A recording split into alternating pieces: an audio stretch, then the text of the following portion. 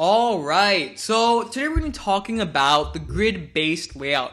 Now, so far we've gotten a pretty good introduction in Tkinter. We're learning about labels, we've learned about buttons, we've learned how to arrange our buttons, change the background, foreground, stuff like that, good stuff. And now I want to talk about the concept of grids, alright? So I'm sure many of you must have used Excel, right? Microsoft Office's major product.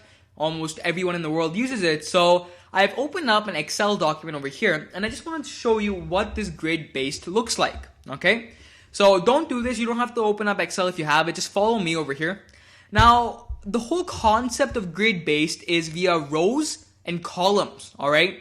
And you can put your widgets, which are created in our code, you can arrange those widgets into this grid-based layout. For example, if I said that I want my first widget to be in row 0 and column 0, I'll get it right over here. This would be widget 1. If I want my second widget to be right next to my widget 1, what can I say? I can say I want it to be in my first row and in my second column. So widget 2 would appear right over here. Now let's say I wanted to create a widget that was right under my widget 1. So the exact same concept happens over here, where we'd say row 2 and column 1 to get things started, and then widget 3 would happen or would appear right over here. So this grid-based layout actually, it saves more time, it looks more neat, rather than putting those side is equal left, side top, side bottom. Again, that may get a bit confusing later on, but this grid-based layout is straightforward. Whatever code you're typing, it's straightforward and it'll appear in this Excel grid. Okay, so let's get started. Right now your code should look something like this. These three basic main lines that we've been using in every lecture so far. And I'm going to go ahead and create this exact same layout that I just talked about. So widget 1, widget 2, and widget 3. So let's go ahead and do that. Label 1 is equal to label, and it's part of root. And go ahead and say text is equal to label 1. Okay. Now label 2 is equal to label, root, text is equal to label 2.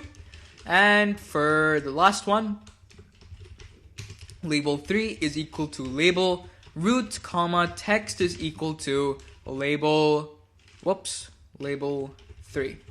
Awesome. Alright, so now what we have to do is we have to get this in the grid-based layout. So, you might be thinking, well, how's this going to work? Is it going to be like label 1 dot pack and then, you put in some grid function in it? No. Pack will no longer be used, okay? And what I want you to think about right now is how grid works and how pack works. So pack and grid do the exact same function where they add your widget onto the Tkinter interface. However, using pack, you had to pack worked on the basis of side equal to top, side equal to left, side equal to right. The grid function works on the basis of rows and columns, alright? So both do the same thing, except they work differently in the sense you can position objects differently using both functions. So they'll no longer be pack, instead we'll be calling label1.grid. And then inside of this grid function, we specify what's our row and what's our column. So going back to our Excel grid, right now it appears that our first widget should be in the 0th column and 0th row, or 0th row and 0th column. So let's go ahead and do that. Row will be equal to 0 and column will be equal to 1 or 0. So you're probably wondering, well, why not 1? And again, with most programming languages, it's the case where numbering always starts from 0. So your first object in an index or in a row or of some sort will always be in the 0th position. And then after that, 1, 2, 3, 4, and so on. So if you're using Excel to create your Python GUI, make sure you subtract 1 from whatever row number you have placed your objects in, okay? So label1.grid is row 0, column 0. Let's go ahead and add label2.grid.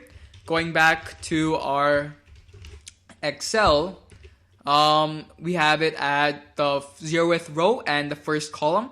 So let's go ahead and do that. Row is equal to 0 and column is equal to 1, okay?